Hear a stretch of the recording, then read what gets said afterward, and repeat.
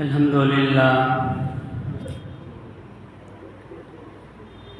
لله نحمده ونستعينه ونستغفره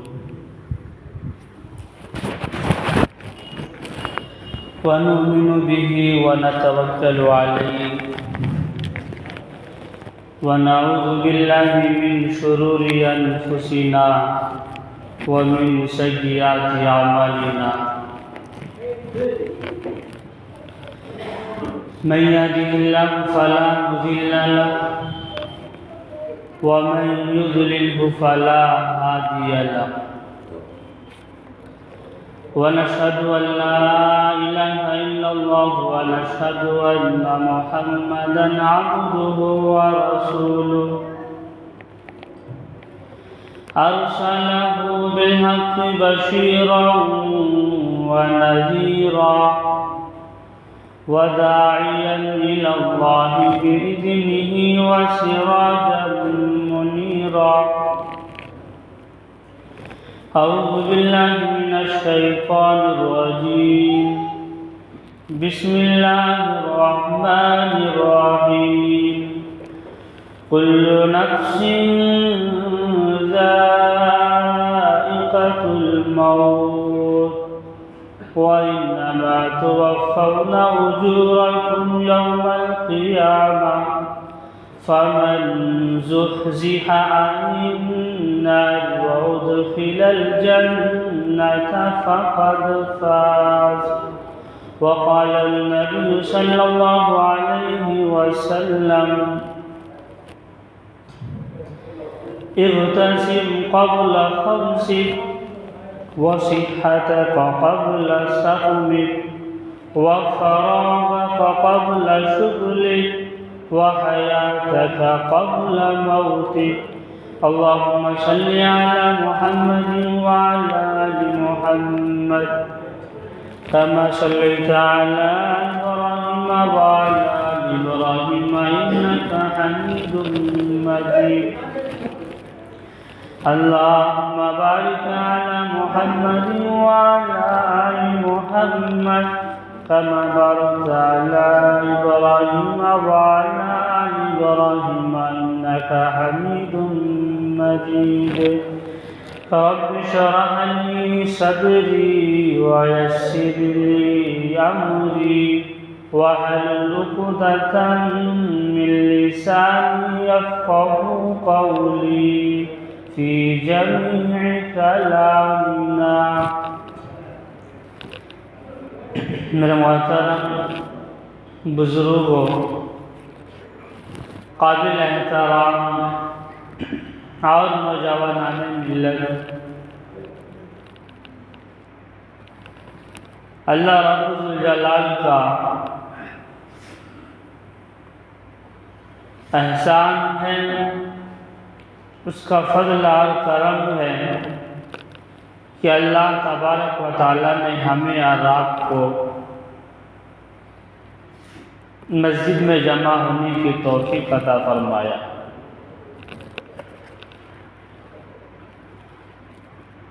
اللہ تبارک و تعالیٰ کا فضل اور کرم ہے کہ اللہ تبارک و تعالیٰ نے ہمیں اور آپ کو صحیح سالم رکھا ہے۔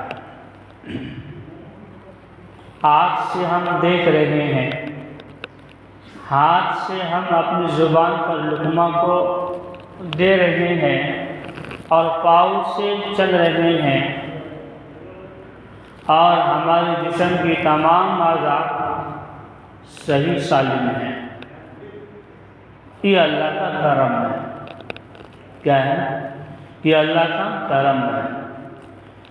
جس کی آنکھیں نہیں ہیں ان سے جا کر پوچھئے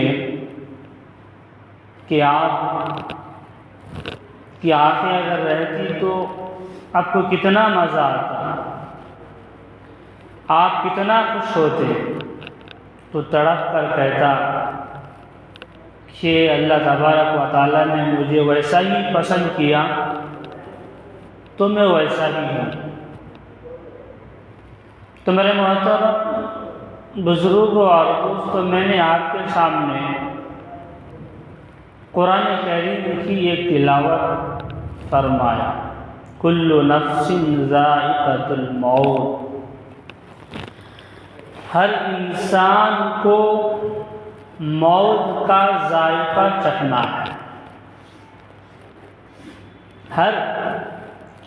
ہر سے مراد ہر جاندار، جیسے کہ ہم انسان ہیں، جنات ہیں، اللہ نے جو ہمیں پیدا فرمایا ہے، ہر انسان کو موت کا مزہ چکھنا ہے۔ وَإِنَّمَا تُوَفَّوْنَ أُجُورَكُمْ يَوْمَ الْقِيَامَةِ فَمَنْ زُحْزِحَ عَنِ النَّارِ وَأُدْخِلَ الْجَنَّةَ فَقَدْ فَازَ۔ جو انسان دنیا میں رہتے ہوئے اور آخرت میں چلے گئے اور وہ جہنم سے بچ گئے اور جنت میں داخل ہو گئے، ان کے لیے کامیاب ہی کامیاب ہے، ان کے لیے کامیاب ہی کامیاب ہے۔ دنیا کے اندر ہر چیز کا اختلاف ہے، ہر چیز کا اختلاف ہے۔ علماء کے بیچ میں اختلاف ہے، طبیبوں کے بیچ میں اختلاف ہے، حکیموں کے بیچ میں اختلاف ہے، اطباء کے بیچ میں اختلاف ہے، لیکن آج تک کسی نے بھی موت کے بارے میں اختلاف نہیں کیا ہے۔ آج تک کسی نے بھی موت کے بارے میں اختلاف نہیں کیا ہے۔ اللہ تعالیٰ قرآن مجید میں ارشاد فرماتا ہے، اینما تکونوا یدرککم الموت ولو کنتم فی بروج مشیدہ۔ اگر تم موت سے بھاگنے چاہو گے، یہاں تک کہ پہاڑ میں موت کے ڈر سے گھر بنانے چاہ رہے ہو، تو وہاں پر بھی موت آپ کو ملاقات کر لے گی۔ کیا کر لے گی؟ اگر کوئی انسان موت کو فراموش کر ہی نہیں سکتا ہے، موت کے ڈر سے کوئی قلعے میں، کوئی صندوق میں اور کوئی گھر میں دوسری جگہ سے دوسری جگہ منتقل ہو جائے، پھر بھی اس وقت جو ہے اللہ تبارک و تعالیٰ اس کو موت وہاں پر آ کر ہی رہے گی۔ تو موت سے کسی کو اختلاف نہیں ہے، ہر حال میں موت آئے گی۔ اللہ کے نبی علیہ الصلوۃ والسلام حدیث پاک میں ارشاد فرماتا ہے، مسلمانوں کو 5 چیزوں سے پہلے 5 چیزوں کو غنیمت سمجھنا: صحت، بیماری سے پہلے غنیمت سمجھنا، فرصت، مشغولی سے پہلے غنیمت سمجھنا، امیری فقیری سے پہلے غنیمت سمجھنا، اور زندگی موت سے پہلے غنیمت سمجھنا۔ اب کوئی انسان یہ کہے کہ ہم جو یہ میرے لیے حدیث نہیں ہے کہ ہم جو ہے بیماری کے ایام میں جو ہے زندگی گزار رہے ہیں، یعنی زندگی میری کٹ رہی ہے، تو مجھے جو ہے کہاں مجھے فرصت ملی ہے، اور میں صحت سے پہلے بیماری تو مجھے لگی ہوئی ہے۔ اگر کوئی انسان یہ کہے تو مجھے تو بیماری لگی ہے، تو میرے لیے کہاں میں صحت سے پہلے غنیمت سمجھوں؟ اور کوئی انسان یہ کہے کہ موت سے پہلے میں اپنی زندگی کو کیسے غنیمت سمجھوں، میں تو ایسے زندگی اور مسائل سے گزر رہا ہوں کہ میرا پریشانی ہی پریشانی ہے۔ کیا ہے؟ میرا پریشانی ہی پریشانی ہے۔ تو اللہ کے نبی علیہ الصلوۃ والسلام ارشاد فرماتا ہے کہ مسلمان کو، ایمان والے بندے کو چوکنا رہنا ہے۔ کیا رہنا ہے؟ چوکنا رہنا ہے۔ اور انسان یہ کہتا ہے کہ موت اچانک آ گئی۔ کیا آ گئی؟ موت اچانک آ گئی۔ موت اچانک نہیں آتی ہے، جب اللہ تبارک و تعالیٰ کے علم میں ہوتا ہے اسی وقت موت اس کی روح کو جو ہے قبض کرتی ہے، اس کی روح کو جو ہے پرواز کرتی ہے۔ تو اللہ کے نبی علیہ السلام نے ارشاد فرمایا کہ عقل مند انسان وہ ہے جو موت سے پہلے موت کی تیاری کرے، اور ہم زندگی جیسے گزاریں گے اور ہماری موت ایسی ہی آئے گی۔ اگر ہم نے زندگی قرآن کریم کی تلاوت کرتے ہوئے گزارا، اگر ہم نے زندگی یعنی نماز میں گزاری، اگر ہم نے زندگی تہجد میں گزاری، اگر ہم نے زندگی ذکر و اذکار میں گزاری، تو ہماری موت اسی پر ہوگا۔ کیا ہوگا؟ ہماری موت اسی پر آئے گی۔ تو ہم دنیا میں جس طریقے سے زندگی کو گزاریں گے، ہماری موت بھی اسی طریقے پر آئے گی۔ ایک رانا مقصود ایک ڈاکٹر تھے۔ کیا تھے؟ رانا مقصود ایک آدمی، وہ ایسا آدمی تھے کہ اللہ کے نبی علیہ السلام کو جو ہے برا بھلا بولتے تھے۔ اللہ کے نبی علیہ السلام کو یہ کہتے تھے کہ یہ داڑھی لگانا کیا ہے، یہ داڑھی کا چھوڑنا کیا ہے، اور یہ جبہ کا لگانا کیا ہے۔ یعنی اللہ کے نبی علیہ السلام کے ہر کام پر اعتراض کر رہا تھا، ہر کام پر اعتراض کر رہا تھا۔ اعتراض اس بات پر کر رہا تھا کہ مجھے داڑھی نہیں رکھنی ہے، مجھے ٹوپی نہیں لگانی ہے، مجھے دین کے کام نہیں کرنی ہے، مجھے لوگوں کی دعوت نہیں دینی ہے۔ اور اللہ تبارک و تعالیٰ نے اس کو ایسا کیا کہ اس کی بیماری جو ہے یعنی 32 سال کی عمر میں منہ پر جو ہے کینسر کا بیماری ہو گیا۔ کیا ہو گیا؟ منہ پر کینسر کا بیماری ہو گیا۔ منہ اور زبان سے جو ہے بات ہی نہیں کر سکتا، اور حضور پاک صلی اللہ علیہ وسلم کو جو برا بھلا کہا، تو اسی وجہ سے جو ہے اللہ تبارک و تعالیٰ نے اس کی زندگی اسی طریقے سے کٹ رہی تھی تو اس کو اسی طریقے سے جو ہے موت دیا گیا۔ تو ہم جو دنیا میں رہتے ہیں جس طریقے سے زندگی گزاریں گے تو ہماری موت اسی طریقوں پر آئے گی۔ اگر کوئی انسان اللہ تبارک و تعالیٰ کا نافرمانی کرتا ہے تو ذکر کرنے والے انسان سے برابر ہو سکتا ہے۔ اگر کوئی انسان زناکاری کرتا ہے تو تہجد نماز پڑھنے والوں سے برابر ہو سکتا ہے؟ ہرگز نہیں۔ اگر کوئی انسان شراب پیتا ہے، اگر کوئی دینداری ہے تو دینداری کے آدمی سے برابر ہو سکتا ہے؟ ہرگز برابر نہیں ہو سکتا ہے۔ اسی وجہ سے کہ ہم نے دنیا میں زندگی کو جیسے گزاریں گے اور جیسے وقت کو کٹیں گے اور ہماری موت بھی اسی طریقے پر آئے گی۔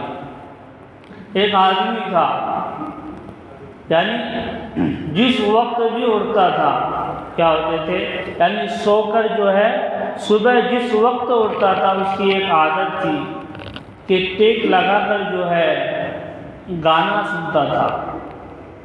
گانا سننے کی ان کی جو ہے عادت تھی، یعنی پوری زندگی جو گزار دیا اور پوری زندگی جو کٹ گئی وہ گانے سنتے سنتے اس نے زندگی کو پوری کو گزار دیا۔ تو اس کی جو ہے بیماری لاحق ہوا۔ نور محمد ڈاکٹر صاحب بتا رہے ہیں کہ اس کی بیماری جو ہے لاحق ہوا اور ہمارے اسپتال میں آیا، اور آنے کے بعد اس کی جانچ ہوئی اور آنے کے بعد اس کو دکھایا گیا، سب کچھ کرایا گیا، تو اس کا ایک فرزند تھا، یعنی اس کا ایک بیٹا تھا، اور بیٹا سے پوچھنے لگا کہ آپ کے والدین کو جو ہے کس بات پر یعنی بیماری آئی ہے اور کیسی بیماری آنا ہوا ہے؟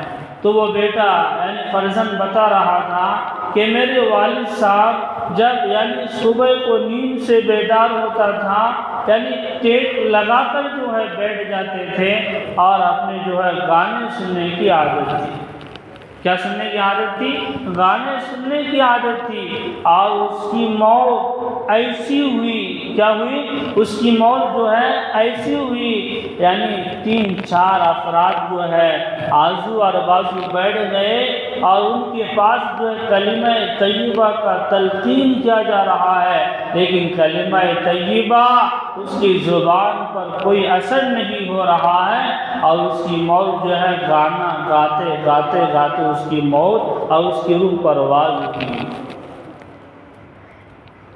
تو ہم دنیا میں جیسے زندگی گزاریں گے، جس عیاشی میں زندگی گزاریں گے، اور ہماری موت ایسی ہوگی۔ میں ایک نوجوان کا 3 نوجوان کا آپ کو بتا رہا ہوں۔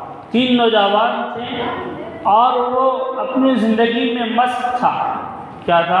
اپنی زندگی میں مست تھا، یعنی عیاشی کا اور فحش فلمیں دیکھنے کا اور نافرمانی کرنے کا، یعنی کسی سے کوئی ڈرتا نہیں تھا۔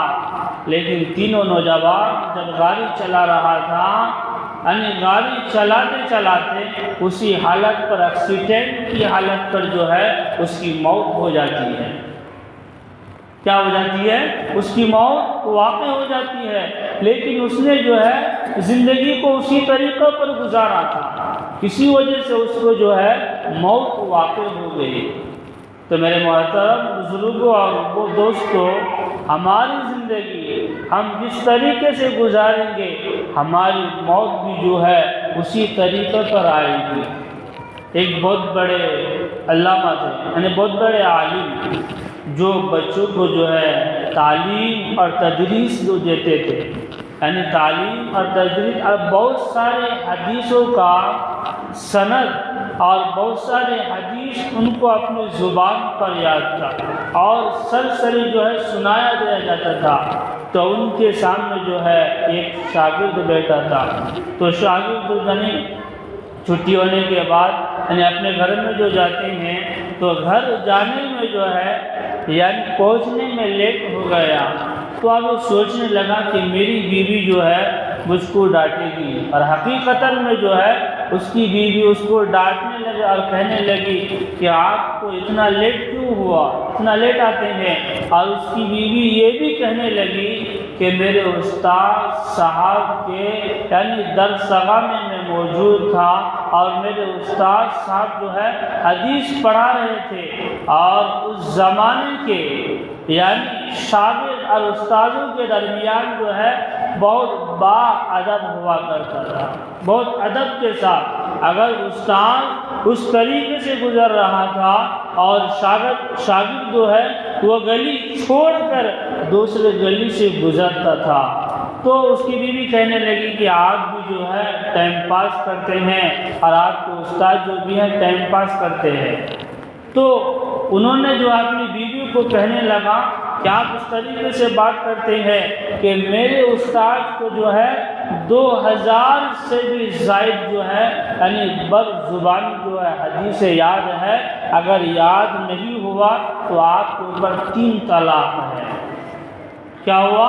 آپ کے اوپر 3 طلاق ہے۔ اور وہ شاگرد یہ کہنے کے بعد تھوڑی دیر کے لیے جو ہے سوچنے لگا کہ میرے استاد صاحب کو جو ہے یہ حدیث یاد ہوگی یا نہیں ہوگی۔ تو تھوڑی دیر کے بعد پہنچتے ہیں اور درسگاہ میں جاتے ہیں اور استاد صاحب کو سناتے ہیں اور کہتے ہیں کہ میں نے جو ہے اپنی بیوی سے یہ کہہ لیا اور یہ کر لیا کہ میرے استاد بھی ٹائم پاس کرتے ہیں اور میں بھی ٹائم پاس کرتا ہوں۔ میں نے اپنی بیوی کو کہا کہ میرے استاد صاحب کو جو ہے 2000 سے بھی زائد اپنی بر زبانی بغیر دیکھ کر جو ہے حفظ کیا ہوا ہے۔ استاد صاحب نے کہنے لگا کہ کہ بیٹے اپنی بیوی کو چھوڑو مت، اپنے ہی پاس رکھو، اور مجھے جو ہے 2000 حدیث جو ہے میں ابھی فوراً سنا سکتا ہوں۔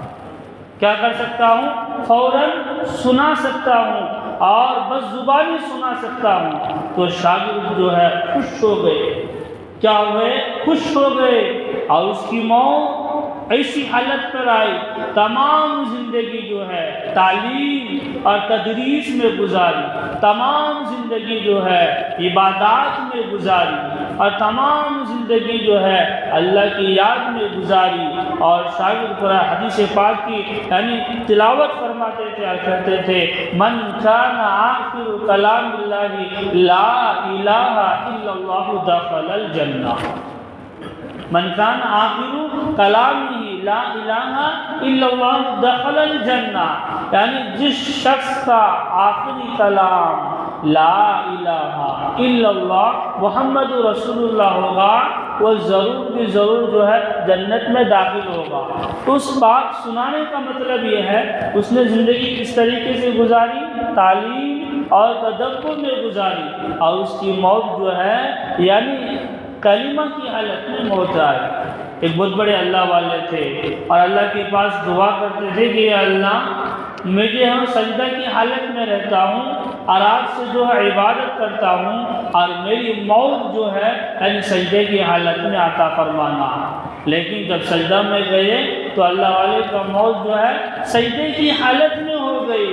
تو میرے نوجوان میں بھائیوں کو اور میں اپنے ماں اور بہنیں کو اس بات سے عبرت دینا چاہتا ہوں کہ اگر ہم نے اپنی زندگی کو نیا سال نہ منانے کے باوجود، اور لڑکے اور لڑکی جو گھومنے کے لیے جاتی ہے اور جایا کرتی ہے، اور اس کے نہ منانے کے باوجود اور پکنک نہ منانے کے باوجود اگر ہم یہ کام نہیں کریں گے اور دنیا کے اندر یہ عیاشی میں لگ جائیں گے، اگر دنیا کے اندر یہ لذیذ میں لگ جائیں گے، تو ہماری موت جو ہے راستے میں ہوگا، اور ہماری موت جو ہے بازار میں ہوگا۔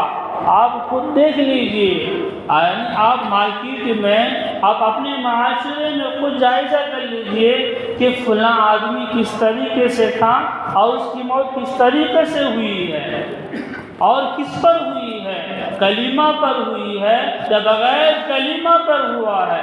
تو میرے محترم بزرگوں اور دوستوں، یعنی وصحتک قبل موتک، حیاتک قبل موتک، کہ ہمیں اپنی زندگی جو ہے یعنی موت سے پہلے جو ہے غنیمت سمجھنا ہے، یعنی اپنی زندگی کو پیاری سمجھنا ہے، اور یہ زندگی جو ہے اللہ تبارک و تعالیٰ کے اطاعت کے مطابق گزارنا ہے، اللہ تبارک و تعالیٰ کے فرما برداری کے مطابق گزارنا ہے۔ اگر فرما برداری کے مطابق گزاریں گے تو ہماری موت بھی جو ہے اچھا ہوگا، ہماری موت اچھی طریقے سے آئے گی۔ قرآن کریم میں اللہ تبارک و تعالیٰ ارشاد فرماتا ہے کہ مسلمان یہ عرض کرے گا، مسلمان یہ اللہ تبارک و تعالیٰ کے پاس یہ عرض کرے گا کہ اللہ اگر ہماری موت ابھی نہ آتی تو میں کچھ کر لیتا۔ اولم یتذکر ما یتذکر فیہ النذیر، کہ اگر ہماری موت ابھی نہ آتی تو ہمیں کچھ کر لیتے۔ تو قرآن کریم فرماتا ہے اذا جاء اجلهم لا يستأخرون ساعة ولا يستقدمون، جب موت آئے گی آپ کو اسی وقت آپ کی روح جو ہے پرواز ہوگی، نہ ایک سیکنڈ پیچھے نہ ایک سیکنڈ بعد میں۔ اور انسان یہ عرض کرے گا اور انسان یہ سوچے گا کہ اللہ مجھے تھوڑی دیر کے لیے جو ہے مہلت دے دی جاتی، وَلَن يُؤَخِّرَ اللَّهُ نَفْسًا إِذَا جَاءَ أَجَلُهَا، اور فرماتے فَأَصَّدَّقَ وَأَكُن مِّنَ الصَّالِحِينَ، کہ اللہ مجھے زندگی میں تھوڑی دیر کے لیے مہلت دے دی جاتی تو میں صدقہ کر لیتا اور میں صالحین میں ہو جاتا، یعنی نیک بندوں میں ہو جاتا۔ قرآن کریم فرماتا ہے وَلَن يُؤَخِّرَ اللَّهُ نَفْسًا إِذَا جَاءَ أَجَلُهَا، کہ انسان کی موت کو مؤخر نہیں کیا جائے گا، یعنی جس وقت اس کا روح جو ہے قبض کرنے کا ہے اسی وقت قبض ہوگی، پرواز ہوگی۔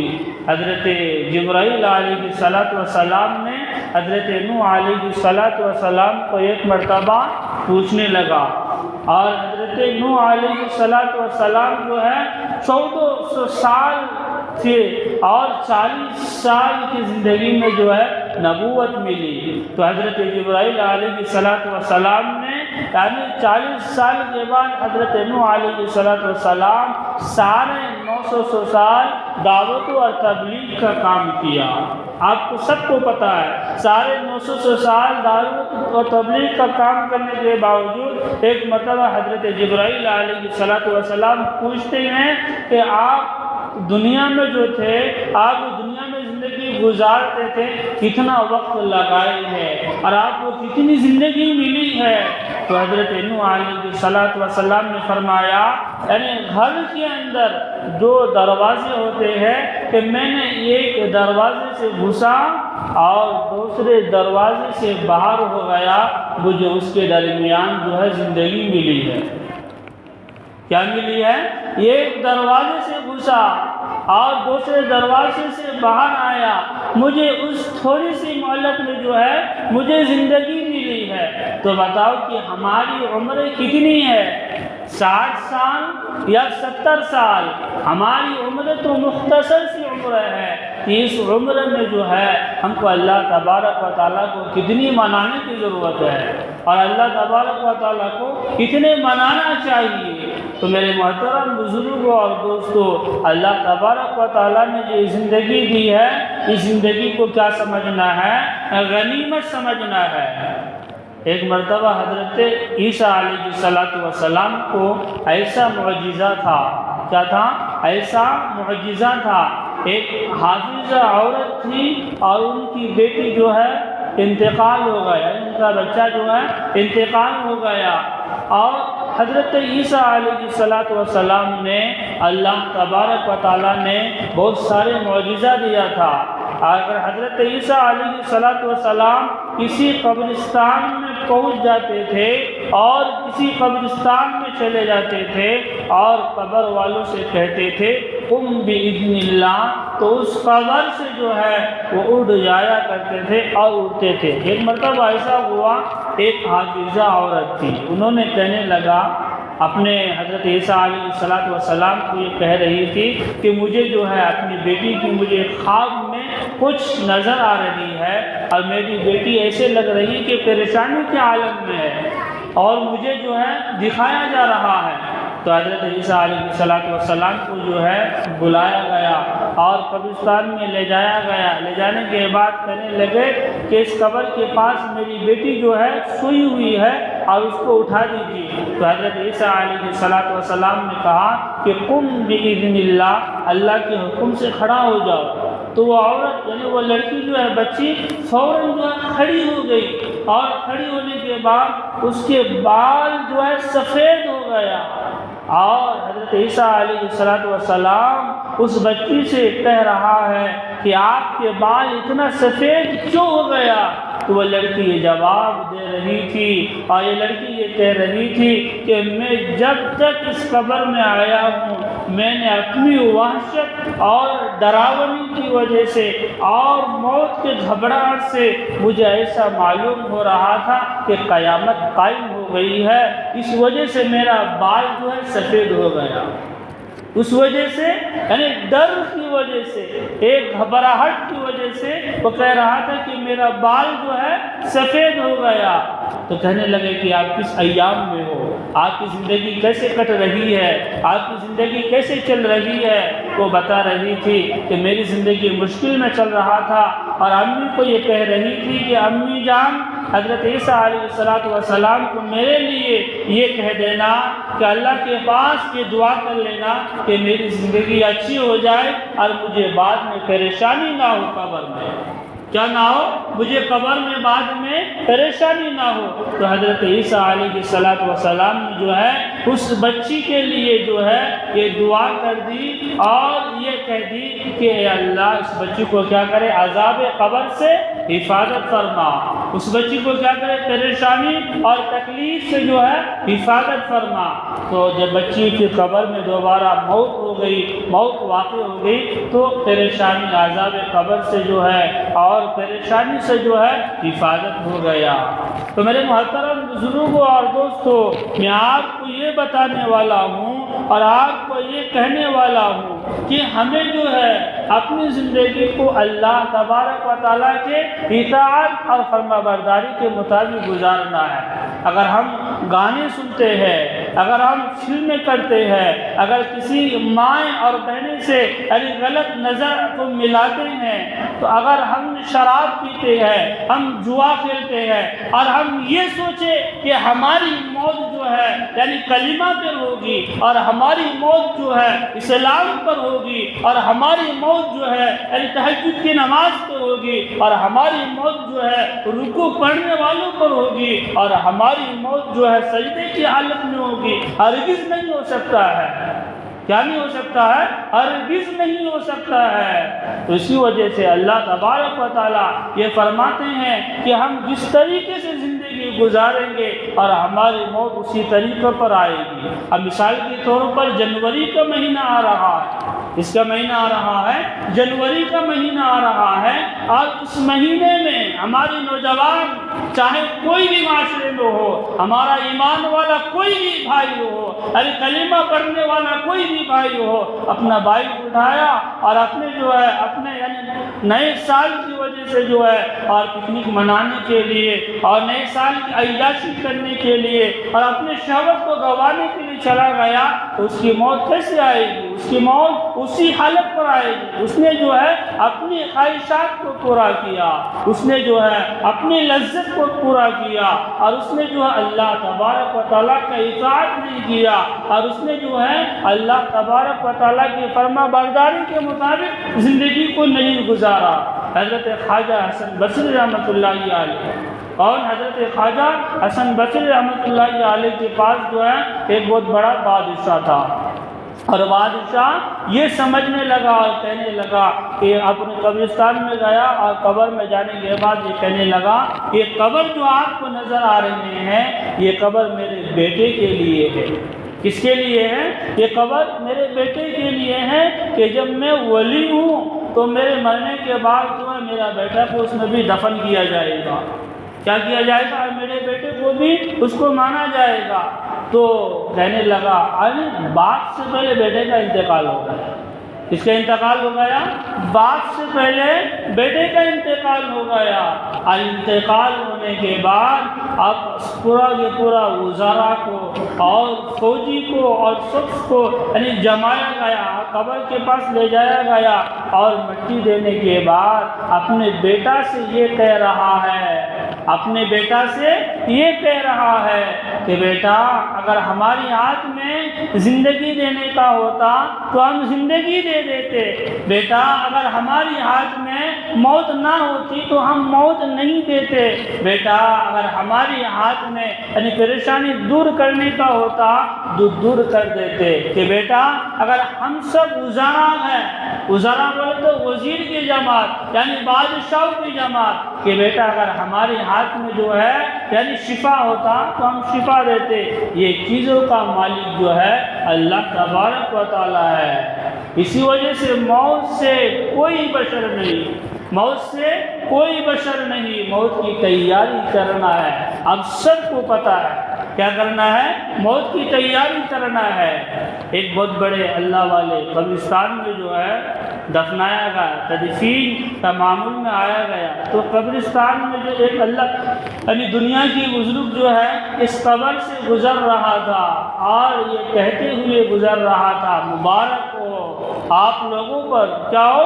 مبارک ہو آپ لوگوں پر، مبارک ہو آپ کے خاندانوں پر۔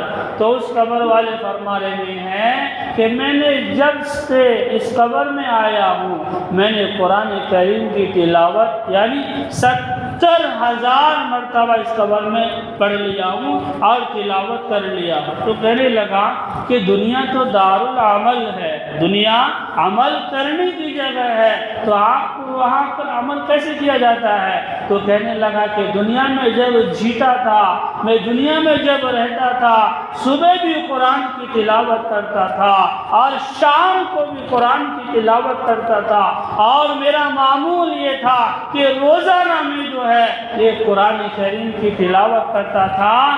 جب تک میں قبر میں آیا ہوں میں نے 70,000 مرتبہ قبر میں جو ہے قرآن کریم کی تلاوت ختم کر دیا۔ تو دنیا والا بزرگ کہہ رہے ہیں کہ اچھا اتنا مرتبہ آپ نے قرآن کریم کی تلاوت ختم کر دیا تو آپ کا درجہ تو عالی مقام پر ہوگا، اور آپ کا درجہ تو ہے یعنی جنت کے محلوں میں ہوگا، اور آپ کا درجہ جو ہے یعنی جنت کے سب سے آخر درجے میں آپ ہوں گے۔ تو کہنے لگا کہ ایک مرتبہ اگر آپ مجھے یہ آپ جو دنیا میں پڑھتے ہیں، دنیا میں جو ہم پڑھتے ہیں ایک سبحان اللہ، کتنے سبحان اللہ؟ ایک سبحان اللہ۔ اسی لیے اللہ کے نبی علیہ الصلوۃ والسلام نے بیان فرمایا یہ دنیا دارالعمل ہے، یہ عمل کرنے کی جگہ ہے، یعنی اس دنیا میں ایک سبحان اللہ اور آخرت میں 70,000 قرآن پڑھنے کے برابر ہے۔